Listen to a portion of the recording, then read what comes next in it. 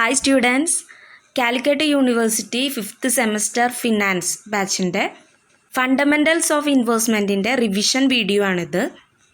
ഈ ഒരു ചെറിയ വീഡിയോയിൽ ഫസ്റ്റ് ചാപ്റ്ററിൻ്റെ കംപ്ലീറ്റ് റിവിഷനാണ് നമ്മൾ ഉൾപ്പെടുത്തിയിരിക്കുന്നത്. എന്താണ് ഇൻവെസ്റ്റ്മെൻറ്റ് എന്നാണ് നമ്മൾ ആദ്യമായിട്ട് നോക്കുന്നത്.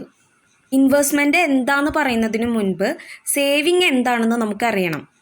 അതായത് ഒരാൾക്ക് കിട്ടുന്ന വരുമാനത്തിൻ്റെ എല്ലാ എക്സ്പെൻസസും നമുക്ക് വരുന്ന ചിലവുകളെല്ലാം മാറ്റിവെച്ച് ബാക്കി എന്താണ് മാറ്റിയിരിപ്പുള്ളത് അതിന് നമുക്ക് സേവിങ് എന്ന് പറയാം.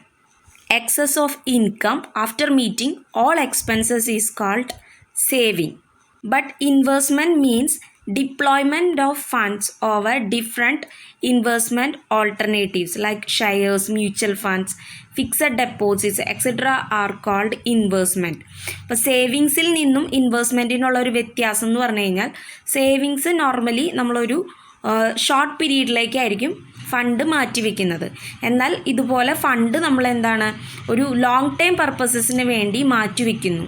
ഓക്കെ, അങ്ങനെ ലോങ് ടൈം പർപ്പസസിൽ നമ്മളൊരു ഫണ്ട് ഇൻവെസ്റ്റ് ചെയ്യുകയാണെങ്കിൽ അതിനെയാണ് ഇൻവെസ്റ്റ്മെൻറ്റ് എന്ന് പറയുക. അത് നമ്മൾ ഷെയറിലാവാം, മ്യൂച്വൽ ഫണ്ട്സിലാവാം, ഫിക്സഡ് ഡെപ്പോസിറ്റ് ആവാം, ഗോൾഡ്, പ്രഷ്യസ് സ്റ്റോൺസിലൊക്കെ നമ്മൾ എന്താണ് മേടിക്കുകയാണെങ്കിൽ അതെല്ലാം എന്താണ് ഇൻവെസ്റ്റ്മെൻ്റ് ആണ്. പിന്നെ ഇൻവെസ്റ്റ്മെൻറ്റിൻ്റെ മറ്റൊരു പ്രത്യേകത എന്ന് പറയുന്നത് ഇൻവെസ്റ്റ്മെൻറ്റിൽ നിന്ന് കിട്ടുന്ന ആ ഫൈനാൻഷ്യൽ ബെനിഫിറ്റിനെ പറയുന്ന പേരാണ് return. Okay, investment means allocation of funds over different alternatives for a long period. The benefit received from investment is called return. ഈ ചാപ്റ്ററിൽ നിന്ന് ഏതൊരു ക്വസ്റ്റ്യൻ വരുമ്പോഴും 4 മാർക്ക് ക്വസ്റ്റ്യൻസ് വരാണെങ്കിൽ നമ്മൾ എന്താണ് ഇൻവെസ്റ്റ്മെൻ്റ് എന്ന് നിങ്ങൾക്ക് ആഡ് ചെയ്യാം. ഇൻവെസ്റ്റ്മെൻ്റ് എന്ന് പറയുമ്പോൾ തന്നെ ആലോചിക്കുക, allocation of funds over different alternatives for a long period. ലോങ് പീരീഡാണ്, അതിൽ നിന്ന് കിട്ടുന്ന ബെനിഫിറ്റാണ് റിട്ടേൺ. നമ്മൾ ഡിസ്കസ് ചെയ്യുന്നത് characteristics or features of investment ആണ്. ഇതൊരു ഇമ്പോർട്ടൻറ്റ് ക്വസ്റ്റ്യൻ ആണ്. First one, return. നമുക്കറിയാം ഇൻവെസ്റ്റ്മെൻറ്റിൽ നിന്ന് കിട്ടുന്ന ആ വരുമാനത്തിനെയാണ് നമ്മൾ റിട്ടേൺ എന്ന് പറയുന്നത്. ഷെയറിലാണ് നമ്മൾ ഇൻവെസ്റ്റ് ചെയ്യണതെന്ന് വെച്ച് കഴിഞ്ഞാൽ നമുക്കറിയാം അതിൽ നിന്ന് നമുക്ക് ഡിവിഡൻഡ് കിട്ടും, അത് അതിൻ്റെ റിട്ടേൺ ആണ്. അനദർ എലമെൻ്റ് എന്ന് പറയുന്നത് റിസ്ക് ആണ്. നമുക്കറിയാം ഇവിടെ ഇൻവെസ്റ്റ് ചെയ്യുന്നത് ഒരു ലോങ് പീരീഡിലേക്കാണ്, ഫ്യൂച്ചറിൽ ഒരു ബെനിഫിറ്റ് കിട്ടാന്നുള്ളതാണ് നമ്മുടെ ലക്ഷ്യം. അപ്പോൾ ഫ്യൂച്ചർ എന്ന് പറയുമ്പോൾ നമുക്കറിയാം ഓൾവേസ് ഇറ്റ്സ് അൺസർട്ടൈൻ. ഭാവിയിൽ എന്താണ് ഉണ്ടാവാമെന്ന് നമുക്ക് പ്രെഡിക്റ്റ് ചെയ്യാനായിട്ട് സാധിക്കില്ല. അതുകൊണ്ട് തന്നെ ഇൻവെസ്റ്റ്മെൻറ്റിൽ എപ്പോഴും എന്തുണ്ട്, റിസ്ക് എലമെൻ്റ് ഉണ്ട്. റിസ്ക് കൂടുമ്പോൾ റിട്ടേണും കൂടും. നെക്സ്റ്റ് ഫീച്ചറാണ് സേഫ്റ്റി. നമ്മളൊരു ഫണ്ട് ഇൻവെസ്റ്റ് ചെയ്യുമ്പോൾ ഇവിടെ ഒരു സെർട്ടനിറ്റി ഓഫ് റിട്ടേൺ ഉണ്ട്, ക്യാപിറ്റൽ ഉണ്ട്. നമ്മൾ എത്ര എമൗണ്ട് ആണോ ഇൻവെസ്റ്റ് ചെയ്തത് ഒരു ആഫ്റ്റർ എ ലോങ് പീരീഡ് ആ സ്പെസിഫൈഡ് എമൗണ്ട് കഴിയുമ്പോൾ നമ്മൾ ഇൻവെസ്റ്റ് ചെയ്ത എമൗണ്ട് നമുക്ക് കിട്ടും എന്നുള്ളൊരു ഗ്യാരണ്ടി ഉണ്ട്. അതുകൊണ്ട് തന്നെ ഇൻവെസ്റ്റ്മെൻറ്റിൽ സേഫ്റ്റി എലമെൻ്റ് ഉണ്ട്. അതായത് ഇൻവെസ്റ്റ് ചെയ്യുമ്പോൾ നമുക്കൊരു സ്റ്റേബിൾ എക്സ്പെക്റ്റഡ് റിട്ടേൺ നമുക്ക് കിട്ടും. Then tax considerations. ചില ഇൻവെസ്റ്റ്മെൻറ്റ് ഓൾട്ടർനേറ്റീവിൽ ഇൻവെസ്റ്റേഴ്സിന് ചില ടാക്സ് എക്സംഷൻസ് ഉണ്ട്. ഇപ്പോൾ എക്സാമ്പിളായിട്ട് പറയുകയാണെങ്കിൽ share, in the case of share dividend received from A company, അതെന്ന് പറയണത് എന്താണ്, എക്സംപ്റ്റഡ് ഫ്രം ഇൻകം ടാക്സ് ആണ്. അപ്പോൾ അതുപോലെയുള്ള ചില എക്സംഷൻസ് ഉണ്ട്. അപ്പോൾ ഇൻവെസ്റ്റ്മെൻറ്റിൽ നിന്ന് നമുക്കൊരു റെഗുലർ റിട്ടേൺ കിട്ടും. ഫ്യൂച്ചറിലേക്കായ കാരണം അതിലൊരു റിസ്ക് എലമെൻ്റ് ഉണ്ട്, എന്നാലും ഒരു സ്റ്റേബിൾ റിട്ടേൺ ഇതിൽ ഗ്യാരണ്ടി ഉണ്ട്.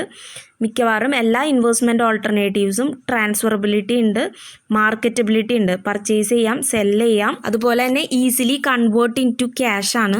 ഒരു സ്റ്റേബിൾ റിട്ടേൺ ഇൻവെസ്റ്റ്മെൻറ്റ് പ്രൊവൈഡ് ചെയ്യുന്നുണ്ട്. അതുപോലെ തന്നെ ടാക്സ് ബെനിഫിറ്റും ഇൻവെസ്റ്റേഴ്സിന് ലഭിക്കും. ഇതെല്ലാമാണ് അതിൻ്റെ ക്യാരക്ടറിസ്റ്റിക്സ് അല്ലെങ്കിൽ ഫീച്ചേഴ്സ്. It's very important. ഇൻവെസ്റ്റ്മെൻറ്റിലെ എന്ത് ക്വസ്റ്റ്യൻ വരുമ്പോഴും നമുക്ക് എഴുതാവുന്ന ഒരു കാര്യമാണ് റിട്ടേൺ, റിസ്ക്. ഓക്കെ, അതുപോലെ തന്നെ റെഗുലർ റിട്ടേൺ കിട്ടും.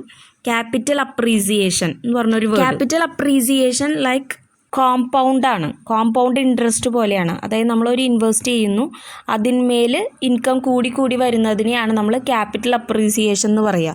ഇപ്പോൾ ഇൻവെസ്റ്റ്മെൻറ്റ് ലോങ് പീരീഡിലേക്ക് ആയതുകൊണ്ട് തന്നെ നമ്മളിപ്പോൾ ഒരു 1000 രൂപ നിക്ഷേപിക്കുകയാണെങ്കിൽ അത് കൂടി കൂടി വലിയൊരു എമൗണ്ടായിട്ട് മാറും. അപ്പോൾ ഇൻവെസ്റ്റ്മെൻറ്റിൻ്റെ മെയിൻ ആയിട്ടുള്ള 2 ഒബ്ജക്റ്റീവാണ്.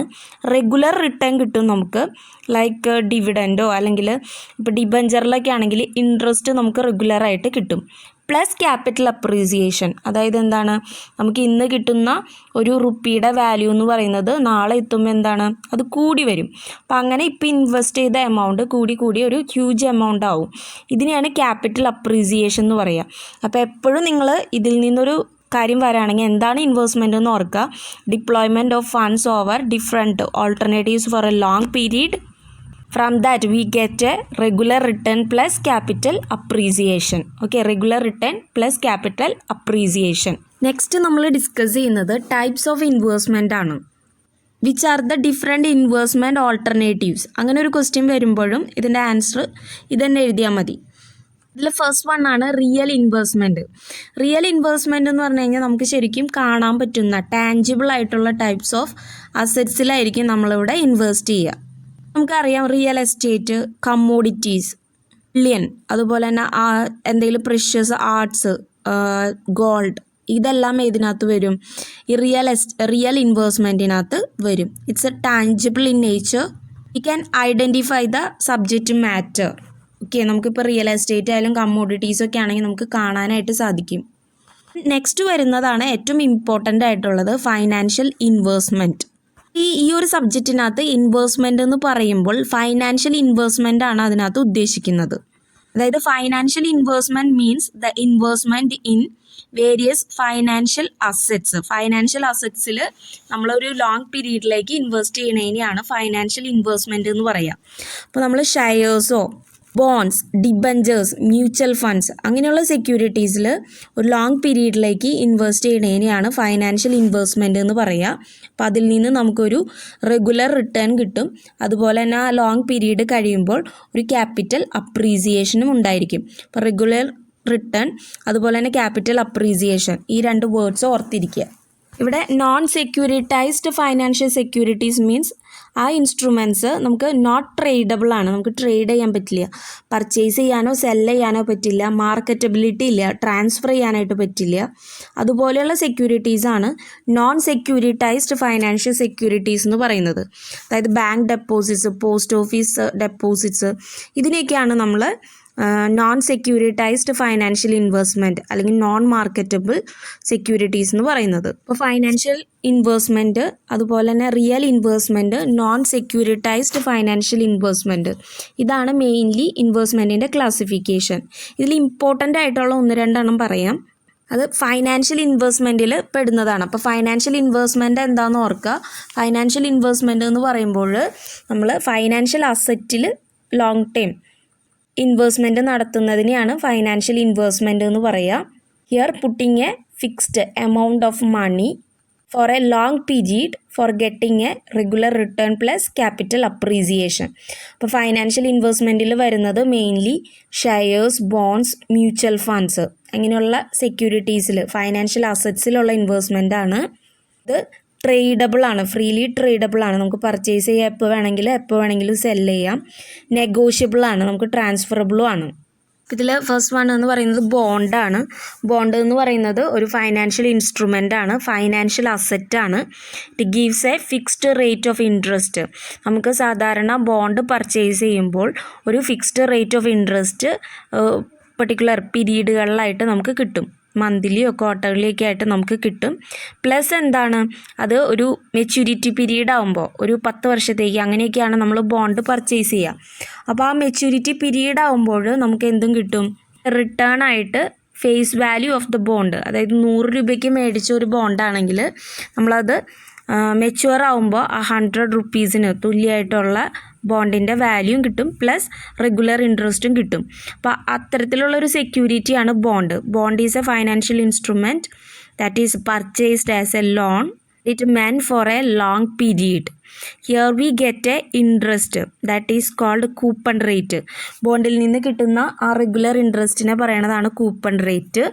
അതുപോലെ തന്നെ മെച്യൂർ ആകുമ്പോൾ അതിൻ്റെ ഫേസ് വാല്യൂ നമുക്ക് മെച്യൂരിറ്റി പീരീഡിൽ കിട്ടും.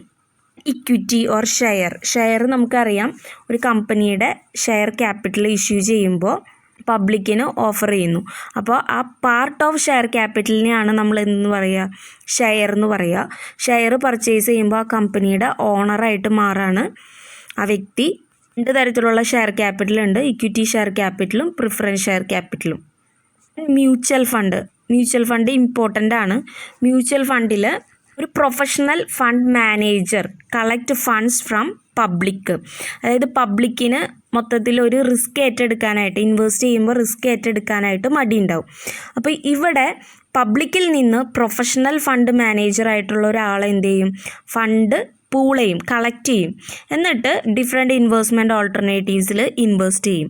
എന്നിട്ട് അതിൽ നിന്ന് കിട്ടുന്ന ലാഭം ഈ പബ്ലിക്കിൻ്റെ ഇടയിൽ ഡിവൈഡ് ചെയ്ത് കൊടുക്കുന്ന ഒരു സിസ്റ്റമാണ് മ്യൂച്വൽ ഫണ്ടിലുള്ളത്. അപ്പോൾ mutual fund is also A financial asset.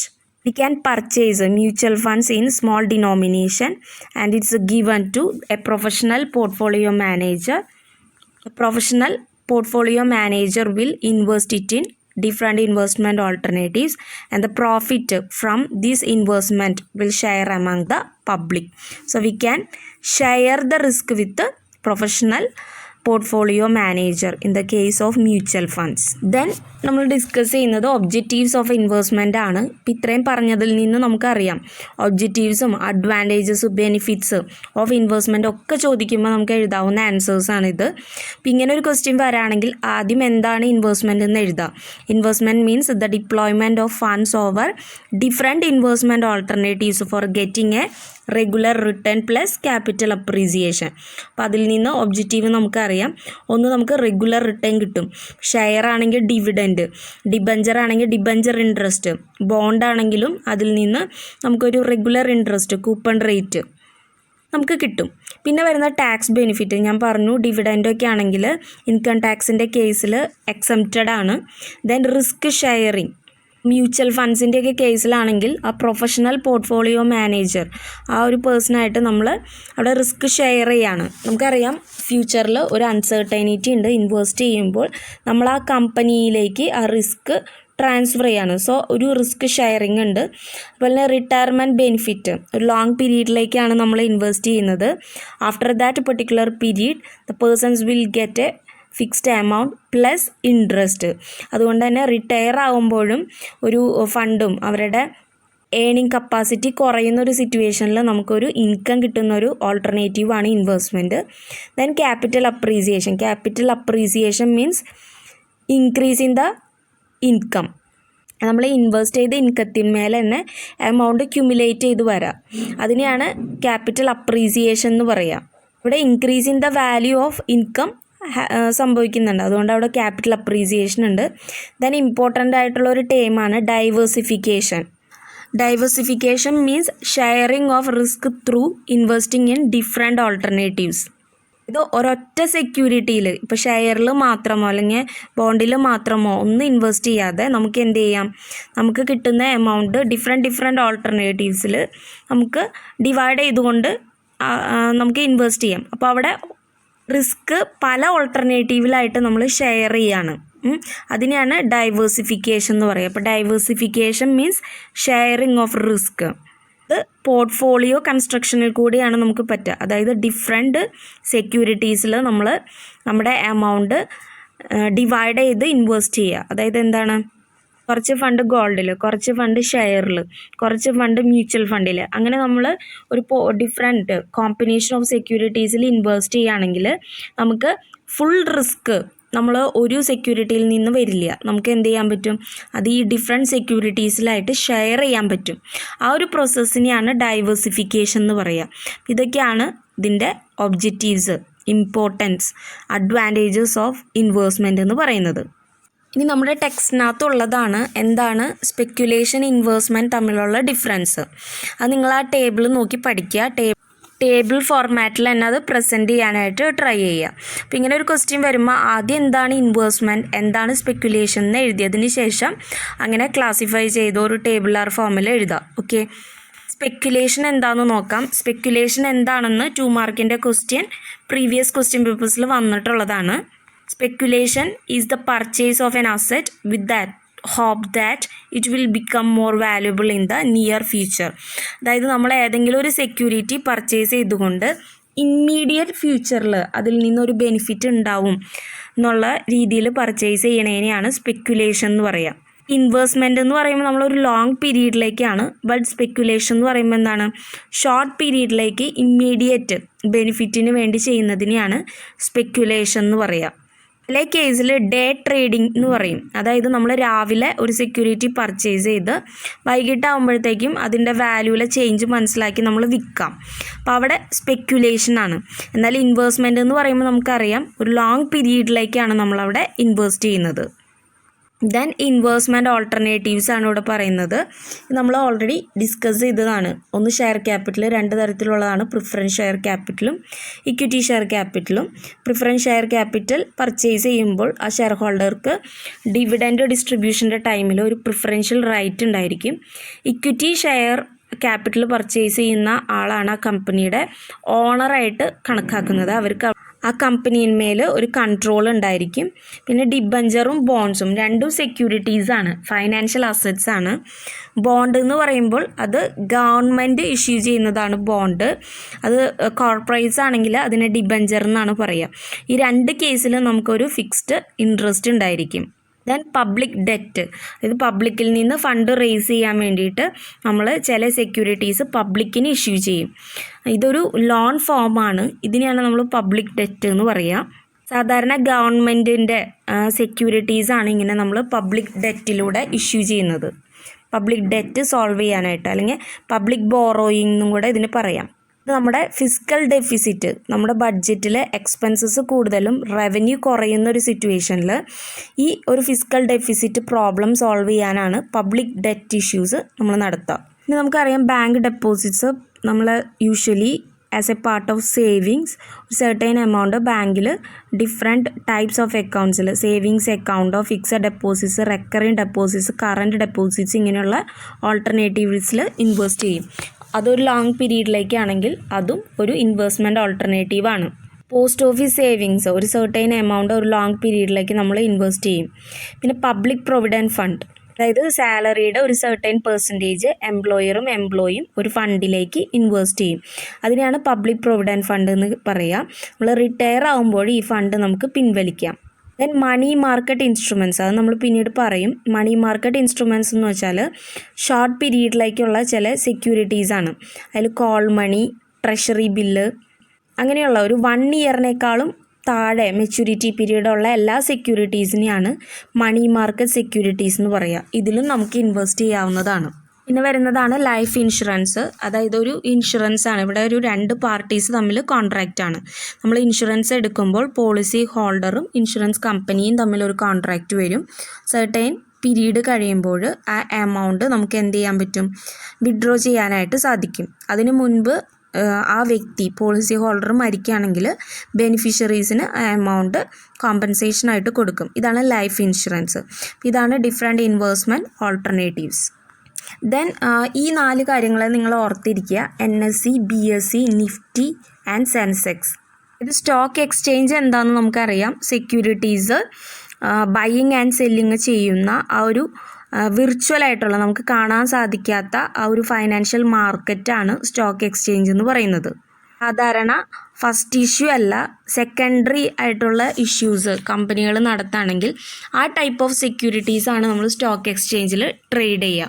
ഇപ്പം ഇന്ത്യയിലെ ഏറ്റവും ഇമ്പോർട്ടൻ്റ് ആയിട്ടുള്ള 2 സ്റ്റോക്ക് എക്സ്ചേഞ്ചസ് ആണ് NSE നാഷണൽ സ്റ്റോക്ക് എക്സ്ചേഞ്ചും BSE ബോംബെ സ്റ്റോക്ക് എക്സ്ചേഞ്ചും. ഇതിൻ്റെ നോട്ട്സ് ഞാൻ പിന്നീട് തരാം.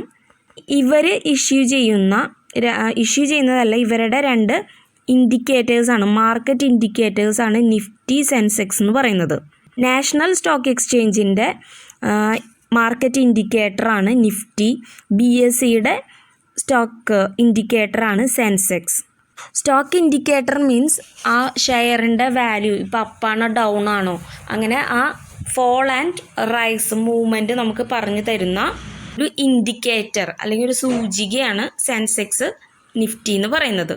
ഇത് ഈ നിഫ്റ്റി, സെൻസെക്സ് ആ ഒരു ഇൻഡിക്കേറ്റർ നോക്കിക്കഴിഞ്ഞ് കഴിഞ്ഞാൽ ഒരു പർട്ടിക്കുലർ കമ്പനിയുടെ മാർക്കറ്റ് വാല്യൂ എങ്ങനെയുണ്ട് ഷെയറിനെന്ന് നമുക്ക് അറിയാനായിട്ട് സാധിക്കും. ഇനി ഈ ചാപ്റ്ററിലെ ഏറ്റവും ഇമ്പോർട്ടൻ്റ് ആയിട്ടുള്ള, നമ്മൾ ഒട്ടും വിട്ട് കളയാൻ പാടില്ലാത്ത ഒരു ക്വസ്റ്റ്യനാണ് ഇൻവെസ്റ്റ്മെൻറ്റ് പ്രോസസ്സ് എന്ന് പറയുന്നത്. ഈ ഒരു സ്റ്റെപ്സിൻ്റെ ബേസ് ചെയ്തിട്ടാണ് ഇനിയുള്ള ചാപ്റ്റേഴ്സ് എല്ലാം പറയുന്നത്. അതുകൊണ്ട് ഇതൊരിക്കലും വിട്ട് കളയരുത്. എക്സ്പ്ലെയിൻ ഇൻവെസ്റ്റ്മെൻറ്റ് പ്രോസസ്സ് എന്ന് ചോദിക്കുകയാണെങ്കിൽ നിങ്ങൾ എന്താണ് ഇൻവെസ്റ്റ്മെൻറ്റ് എന്ന് എഴുതിയിരിക്കണം. Okay, investment means the allocation of funds over different alternatives for a long period to get a regular return plus capital appreciation. ഇത് മറക്കാതെ എഴുതാം. ഇനി നമുക്കറിയാം ഇൻവെസ്റ്റ്മെൻറ്റ് എന്ന് പറയുമ്പോൾ നമുക്ക് ഒരു ദിവസം പെട്ടെന്ന് ചെയ്യാവുന്ന ഒരു കാര്യമല്ല. ഇതിനകത്ത് നമ്പർ ഓഫ് സ്റ്റെപ്സ് ഇതിനകത്ത് ഇൻവോൾവ് ആണ്. അതുകൊണ്ടാണ് ഇൻവെസ്റ്റ്മെൻറ്റിനെ നമ്മൾ പ്രോസസ്സ് എന്ന് പറയുന്നത്. അപ്പോൾ ഇതിലെ ഫസ്റ്റ് സ്റ്റെപ്പാണ് ഡിഫൈനിങ് ഇൻവെസ്റ്റ്മെൻറ്റ് ഒബ്ജക്റ്റീവ്.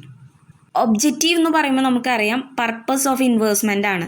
എന്തിനു വേണ്ടിയാണ് നമ്മൾ ആ ഫണ്ട് ഇൻവെസ്റ്റ് ചെയ്യണമെന്നുള്ളതാണ്. അത് ഒരു പേഴ്സൺസ് ടു പേഴ്സൺ അത് ഡിഫറെൻ്റ് ആയിരിക്കും. ചിലവർക്ക് പെട്ടെന്ന് ഒരു കറണ്ട് ഇൻകം, ഒരു റെഗുലർ റിട്ടേൺ കിട്ടുക എന്നുള്ളതായിരിക്കും അവരുടെ ഒബ്ജക്റ്റീവ്. ചിലവർ ഒരു ലോങ് പീരീഡിലേക്ക് അവർ വെയിറ്റ് ചെയ്യാൻ റെഡിയാണ്. ക്യാപിറ്റൽ അപ്രീസിയേഷൻ ആയിരിക്കും. ഇപ്പോൾ ഇൻവെസ്റ്റ് ചെയ്ത എമൗണ്ട് മേൽ കുറച്ചും കൂടെ ക്യുമുലേറ്റ് ചെയ്ത് കിട്ടുക എന്നുള്ളതായിരിക്കും അവരുടെ ഒബ്ജക്റ്റീവ്. ചിലവർക്ക് ടാക്സ് ബെനിഫിറ്റ് ആവും. ഇപ്പോൾ ഗവൺമെൻറ് എംപ്ലോയീസൊക്കെ ആണെങ്കിൽ അവർക്ക് ഇൻകം ടാക്സ് കാൽക്കുലേറ്റ് ചെയ്യുമ്പോൾ ഒരു എമൗണ്ടിൽ ചില ഡിഡക്ഷൻസ് കിട്ടാൻ വേണ്ടി അവർ ചിലപ്പോൾ ഇൻവെസ്റ്റ് ചെയ്യാം. LICയിലൊക്കെ LIC പ്രീമിയത്തിനൊക്കെ എന്തുണ്ട്, നമുക്ക് ഡിഡക്ഷൻസ് ഉണ്ട് ATC പ്രകാരം. അപ്പോൾ ഓരോ വ്യക്തിക്കും ഡിഫറെൻറ്റ് ഒബ്ജക്റ്റീവ്സ് ആയിരിക്കും. ഈ ഒബ്ജക്റ്റീവ്സ് എന്താണെന്ന് നമ്മൾ കണ്ടെത്തണം. റെഗുലർ ഇൻകം ആണോ, ക്യാപിറ്റൽ അപ്രീസിയേഷൻ ആണോ, ടാക്സ് ബെനിഫിറ്റ് ആണോ, റിട്ടയർമെൻറ്റ് ബെനിഫിറ്റ് ആണോ എന്നൊക്കെ നമ്മൾ നോക്കണം. ഒബ്ജക്റ്റീവ്സ് ഓൾറെഡി നമ്മൾ ഡിസ്കസ് ചെയ്തതാണ്. ഈ ഒബ്ജക്റ്റീവ്സ് ക്ലിയർലി നമ്മൾ സ്റ്റേറ്റ് ചെയ്തിരിക്കണം, എന്താണെന്ന് കണ്ടെത്തണം. ആദ്യം ഒബ്ജക്റ്റീവ് മനസ്സിലാക്കിയാൽ മാത്രമാണ് നമുക്ക് എന്ത് ചെയ്യാൻ പറ്റുള്ളൂ, ഇൻവെസ്റ്റ് ചെയ്യാനായിട്ട് സാധിക്കുള്ളൂ.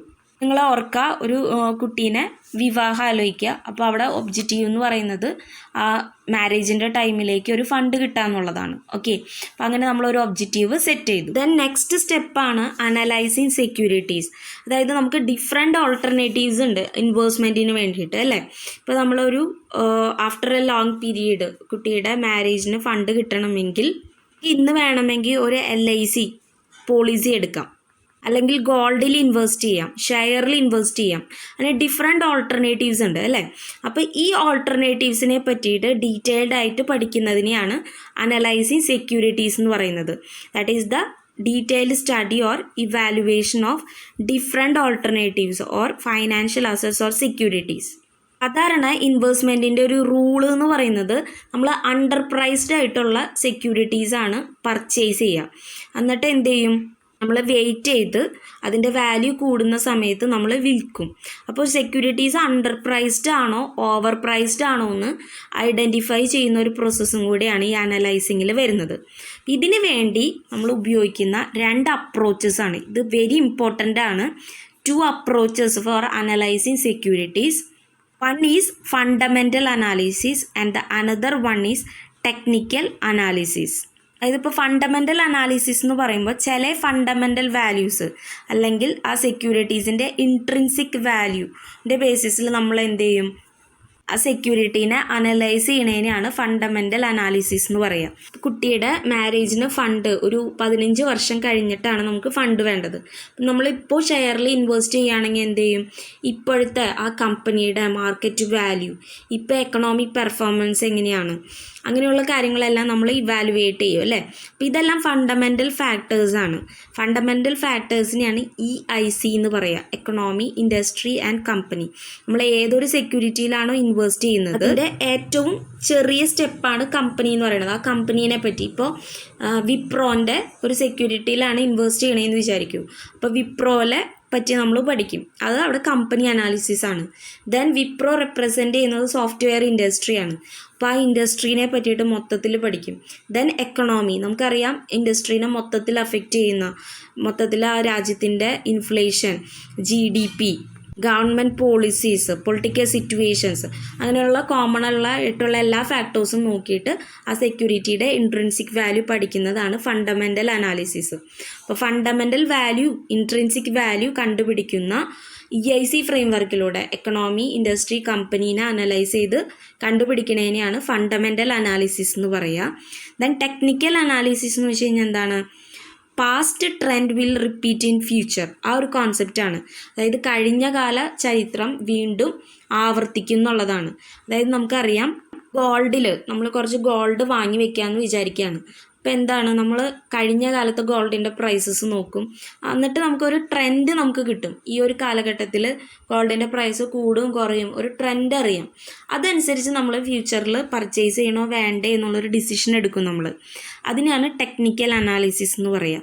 അപ്പോൾ നമ്മൾ ഇതുപോലെ പാസ്റ്റ് സ്റ്റഡി നടത്തും, അതിനെ ഒരു ഗ്രാഫിലോ ഡയഗ്രത്തിലോ ഒക്കെ നമ്മൾ വരച്ചിട്ട് നോക്കും. അപ്പോൾ അതിൽ നിന്നൊരു ട്രെൻഡ് അല്ലെങ്കിൽ ഒരു പാറ്റേൺ കിട്ടും. അതിൻ്റെ ബേസിസിൽ ഫ്യൂച്ചർ ഇങ്ങനെ ആയിരിക്കും എന്ന് പഠിക്കുന്നതാണ് ടെക്നിക്കൽ അനാലിസിസ്. അപ്പോൾ നമ്മൾ സെക്കൻഡ് സ്റ്റെപ്പിൽ പറയുന്നത് സെക്യൂരിറ്റിയുടെ ഡിഫറെൻറ്റ് ഇൻവെസ്റ്റ്മെൻറ്റ് ഓൾട്ടർനേറ്റീവ്സിനെ ഡീറ്റെയിൽഡ് ആയിട്ട് പഠിക്കുക എന്നുള്ളതാണ്. അതിനുവേണ്ടി 2 അപ്രോച്ചസ് യൂസ് ചെയ്യും. ഫണ്ടമെൻ്റൽ അനാലിസിസിൽ സെക്യൂരിറ്റിയുടെ ഇൻട്രിൻസിക് വാല്യൂ EIC ഫ്രെയിംവർക്കിലൂടെ കണ്ടെത്തും. ടെക്നിക്കൽ അനാലിസിസിൽ പാസ്റ്റ് ട്രെൻഡ് നോക്കിയിട്ട് ഫ്യൂച്ചർ ഡിസിഷൻസ് എടുക്കുന്നതാണ് ടെക്നിക്കൽ അനാലിസിസ്. അപ്പോൾ നമ്മൾ ഡിഫറെൻറ്റ് ഓൾട്ടർനേറ്റീവ്സ് നോക്കി, ഷെയർ വേണോ ഗോൾഡ് വേണോ അങ്ങനെ ഒരുപാട് സെക്യൂരിറ്റീസ് നോക്കി. ഇതിന് ശേഷം നമ്മൾ എന്താണ് ഒരു പോർട്ട്ഫോളിയോ കൺസ്ട്രക്റ്റ് ചെയ്യാണ്. Portfolio means A combination of securities or asset classes ആണ്. അതായത് നമ്മളിപ്പോൾ ഗോൾഡിൽ മാത്രം നമ്മൾ ഇൻവെസ്റ്റ് ചെയ്തു, ഇതിലുള്ള എല്ലാ പൈസയും വെച്ചിട്ട് ഒരു 15 കൊല്ലത്തേക്ക് നമ്മൾ ഗോൾഡ് വാങ്ങി വെച്ചു എന്ന് വിചാരിക്കുക. 15 കൊല്ലം കഴിയുമ്പോൾ അങ്ങനെ ഉണ്ടാവാൻ ചാൻസ് ഇല്ല, എന്നാലും പറയാണ് ഗോൾഡിൻ്റെ റേറ്റ് വളരെയധികം കുറഞ്ഞു എന്ന് വെച്ച് കഴിഞ്ഞാൽ നമുക്ക് നഷ്ടമാണ്. അതിന് പകരം ആ വ്യക്തി കുറച്ച് പൈസ ഗോൾഡിൽ, കുറച്ച് പൈസ സെക്യൂരിറ്റി ഷെയർസിൽ ഒക്കെ ഇൻവെസ്റ്റ് ചെയ്യുകയാണെങ്കിൽ നമ്മൾ ഏതെങ്കിലും ഒരു അസറ്റിൽ, ഇപ്പോൾ ഗോൾഡിൻ്റെ റേറ്റ് കുറഞ്ഞാലും നമ്മൾ എന്താണ് കുറച്ച് പൈസ മാത്രമേ നമ്മൾ ഗോൾഡിൽ ഇൻവെസ്റ്റ് ചെയ്തിട്ടുള്ളൂ അല്ലേ, ബാക്കി നമ്മൾ ഷെയറിലുണ്ട്. നമുക്ക് അങ്ങനെ റിസ്ക് ഷെയർ ചെയ്യാനായിട്ട് സാധിക്കും. അതിന് വേണ്ടി ഉപയോഗിക്കുന്ന ഒരു ടെക്നിക്കാണ് പോർട്ട്ഫോളിയോ കൺസ്ട്രക്ഷൻ അല്ലെങ്കിൽ ഡൈവേഴ്സിഫിക്കേഷൻ എന്ന് പറയുന്നത്. Here we are not putting all the eggs in one basket. എല്ലാ മുട്ടകളും ഒരു ബാസ്ക്കറ്റിൽ തന്നെ നമ്മൾ നിക്ഷേപിക്കുന്നില്ല. അതായത് ഇപ്പോൾ നമുക്കറിയാം, അങ്ങനെയാണെങ്കിൽ ഒരു മുട്ട കേടായി പോവുകയാണെങ്കിൽ ആ ബാസ്ക്കറ്റിലുള്ള എല്ലാ മുട്ടകളും കേടാവും അല്ലേ. പകരം നമ്മൾ എന്താണ് ഡിഫറെൻറ്റ് ക്ലാസ്സസ് ഓഫ് സെക്യൂരിറ്റീസിൽ ഇൻവെസ്റ്റ് ചെയ്യുകയാണെങ്കിൽ റിസ്ക് നമുക്ക് സ്പ്രെഡ് ചെയ്യാനായിട്ട് സാധിക്കും. ഡൈവേഴ്സിഫിക്കേഷൻ പോസിബിളാണ്. അപ്പോൾ അതാണ് നമ്മൾ പോർട്ട്ഫോളിയോ കൺസ്ട്രക്ഷനിലൂടെ ഏതൊക്കെ ക്ലാസ്സസ് ഓഫ് സെക്യൂരിറ്റീസിൽ ഇൻവെസ്റ്റ് ചെയ്യണമെന്ന് നമ്മൾ ഡിസൈഡ് ചെയ്യും. ദെൻ നമ്മളിപ്പോൾ സെക്യൂരിറ്റി ഏത് വേണമെന്ന് ഡിസൈഡ് ചെയ്തിട്ടുണ്ട്. നെക്സ്റ്റ് സ്റ്റെപ്പ് എന്ന് പറയുന്നത് അതിൻ്റെ പർച്ചേസും സെല്ലിങ്ങും ആണ്. സാധാരണ അണ്ടർ പ്രൈസ്ഡ് ആയിട്ടുള്ള സെക്യൂരിറ്റീസാണ് നമ്മൾ പർച്ചേസ് ചെയ്യുക. അങ്ങനെ പല ക്ലാസ്സസ് ഓഫ് സെക്യൂരിറ്റീസ് പർച്ചേസ് ചെയ്ത് ഒരു പോർട്ട്ഫോളിയോ ഉണ്ടാക്കും, അത് എക്സിക്യൂട്ട് ചെയ്യും. നെക്സ്റ്റ് സ്റ്റെപ്പ് എന്ന് പറയുന്നത് പെർഫോമൻസ് ഇവാലുവേഷനാണ്. നമ്മളങ്ങനെ ഒരു സെക്യൂരിറ്റിയിൽ ഇൻവെസ്റ്റ് ചെയ്തതിന് ശേഷം നമ്മൾ ഐഡിയലായിട്ട് ഇരുന്നാൽ പോരാ, നമ്മൾ എന്ത് ചെയ്യണം, അതിൻ്റെ പെർഫോമൻസ് ഇവാലുവേറ്റ് ചെയ്യണം. Okay, on the basis of risk and return. അതായത് നമ്മൾ റിസ്ക് എടുക്കുന്നതിന് തുല്യമായ റിട്ടേൺ നമുക്ക് കിട്ടുന്നുണ്ടോ. അപ്പോൾ ഇത് ഓർക്കുക, പെർഫോമൻസ് ഇവാലുവേഷനിൽ റിസ്ക് റിട്ടേൺ അനാലിസിസ് ആണ് വരുന്നത്. ഓക്കെ, അങ്ങനെ നമ്മൾ എന്താണ് ഇപ്പോൾ ആ ഒരു റിസ്ക് റിട്ടേണിൻ്റെ ബേസിസിൽ ചിലപ്പോൾ കൂടുതൽ സെക്യൂരിറ്റീസ് ആ പോർട്ട്ഫോളിയോയിലേക്ക് ആഡ് ചെയ്യും, അല്ലെങ്കിൽ മോശമായ സെക്യൂരിറ്റീസ് എന്ത് ചെയ്യും, ആ സെക്യൂരിറ്റീസിൽ ആ ഒരു പോർട്ട്ഫോളിയോയിൽ നിന്ന് നമ്മൾ റിമൂവ് ചെയ്യും. ആ ഒരു പ്രോസസ്സാണ് ലാസ്റ്റ് സ്റ്റെപ്പ് എന്ന് പറയുന്നത് പോർട്ട്ഫോളിയോ റിവിഷൻ. ഇത് 2 തരത്തിലുള്ള ഇൻവെസ്റ്റേഴ്സ് ഉണ്ടാവും. ചിലവർ ആക്റ്റീവ് ആയിരിക്കും, ചിലവർ പാസീവ് ആയിരിക്കും. നമ്മൾ ചിലപ്പോൾ എന്താണ് കുറച്ച് പൈസ ഉണ്ട് നമ്മുടെ കയ്യിൽ, വെറുതെ നമ്മൾ എന്ത് ചെയ്യും, കുറച്ച് പൈസ ഷെയറിലിട്ട് നോക്കാം എന്നുള്ള രീതിയിൽ നമ്മൾ ഇൻവെസ്റ്റ് ചെയ്യും. ഒരു 10,000 രൂപ ഇൻവെസ്റ്റ് ചെയ്തു, പക്ഷെ പിന്നീട് നമ്മളതൊരു തിരിഞ്ഞു നോക്കുന്നില്ല. ഓക്കെ, ജസ്റ്റ് കിട്ടുകയാണെങ്കിൽ കിട്ടട്ടെ എന്നുള്ള രീതിയിൽ ഇരിക്കുകയാണെങ്കിൽ അവിടെ പാസീവ് ഇൻവെസ്റ്റേഴ്സാണ്. ആക്റ്റീവ് ഇൻവെസ്റ്റേഴ്സ് എന്ന് പറഞ്ഞു കഴിഞ്ഞാൽ അവർ ഇപ്പോൾ നടന്നുകൊണ്ടിരിക്കുന്ന ട്രെൻഡുകളെ എപ്പോഴെപ്പോഴും സ്റ്റഡി ചെയ്തുകൊണ്ടിരിക്കും. അതിനനുസരിച്ച് ഈ പോർട്ട്ഫോളിയോയിൽ ചേഞ്ചസ് വരുത്തുന്നവരാണ് ആക്റ്റീവ് ഇൻവെസ്റ്റേഴ്സ്. ഓക്കെ, അപ്പോൾ ഇത്രയാണ് നമ്മുടെ സ്റ്റെപ്സ് ഓഫ് ഇൻവെസ്റ്റ്മെൻറ്റ് എന്ന് പറയുന്നത്. ആദ്യം ഓരോ വ്യക്തിയും അവരുടെ ഇതിനനുസരിച്ച് ഒബ്ജക്റ്റീവ് സെറ്റ് ചെയ്യും. Then different alternatives of securities നമ്മൾ അനലൈസ് ചെയ്യും. അപ്പോൾ അനാലിസിസിനായി ഫണ്ടമെൻ്റൽ അനാലിസിസോ അല്ലെങ്കിൽ ടെക്നിക്കൽ അനാലിസിസ് യൂസ് ചെയ്യും. ഫണ്ടമെൻ്റൽ അനാലിസിസിൽ EIC ഫ്രെയിംവർക്കിലൂടെ ആ സെക്യൂരിറ്റിയുടെ വാല്യൂ ചെക്ക് ചെയ്യും. ടെക്നിക്കൽ അനാലിസിസിൽ പാസ്റ്റ് ട്രെൻഡിലൂടെ ഫ്യൂച്ചർ ഡിസിഷൻസ് എടുക്കും. അതിനുശേഷം ഒരു പോർട്ട്ഫോളിയോ കൺസ്ട്രക്റ്റ് ചെയ്യും. അതായത് നമ്മളൊരു കോമ്പിനേഷൻ ഓഫ് സെക്യൂരിറ്റീസ് അല്ലെങ്കിൽ ഒരു ക്ലാസ്സസ് ഓഫ് സെക്യൂരിറ്റീസ് നമ്മൾ സെലക്ട് ചെയ്യും. ഇതെന്ന് പറയുന്നത് റിസ്ക് ഷെയർ ചെയ്യാനാണ്. ആ റിസ്ക് ഷെയറിങ്ങിനെയാണ് നമ്മൾ ഡൈവേഴ്സിഫിക്കേഷൻ എന്ന് പറയുക. ഇതിന് ശേഷം നമ്മൾ പോർട്ട്ഫോളിയോ എക്സിക്യൂട്ട് ചെയ്യും. അതായത് ആ പ്ലാൻ അനുസരിച്ച് സെക്യൂരിറ്റീസ് പർച്ചേസ് ചെയ്യും, സെല്ല് ചെയ്യും. ആസ് എ കൺട്രോൾ മെഷറായിട്ട് നമ്മൾ എന്ത് ചെയ്യും, സെക്യൂരിറ്റീസിൻ്റെ പെർഫോമൻസ് പ്രോഫിറ്റബിൾ ആയിട്ടാണോ പോണേന്നുള്ളത് റിസ്കിൻ്റെയും റിട്ടേണിൻ്റെയും ബേസിസിൽ ഇവാലുവേറ്റ് ചെയ്യും. ആ ഇവാലുവേഷൻ്റെ ബേസിസിൽ മോശമായിട്ടുള്ള സെക്യൂരിറ്റീസ് നമ്മൾ എന്ത് ചെയ്യും, മൊത്തം പോർട്ട്ഫോളിയോയിൽ നിന്ന് റിമൂവ് ചെയ്യും. അഡീഷണൽ സെക്യൂരിറ്റീസ് പ്രോഫിറ്റബിൾ ആയിട്ട് കാണുകയാണെങ്കിൽ ആഡ് ചെയ്യും. ദെൻ ഈ സ്റ്റെപ്പ് പിന്നെ വീണ്ടും എന്താണ് കണ്ടിന്യൂ ചെയ്യും. ആദ്യം ഒബ്ജക്റ്റീവ് സെറ്റ് ചെയ്യും. അങ്ങനെ ഈ ഒരു നെവർ എൻഡിങ് പ്രോസസ്സാണ് ഇൻവെസ്റ്റ്മെൻറ്റ് എന്ന് പറയുന്നത്. ഇതിൽ ഇത്രത്തോളം സ്റ്റെപ്പുകളുണ്ട്. ഈ ഒരു ഏരിയയിൽ നിന്ന് എന്തെങ്കിലും ഡൗട്ട്സോ അല്ലെങ്കിൽ ഇതിൻ്റെ നോട്ട്സൊക്കെ വേണമെങ്കിൽ നിങ്ങൾ കമൻറ്റ് ചെയ്യുക. Thank you so much.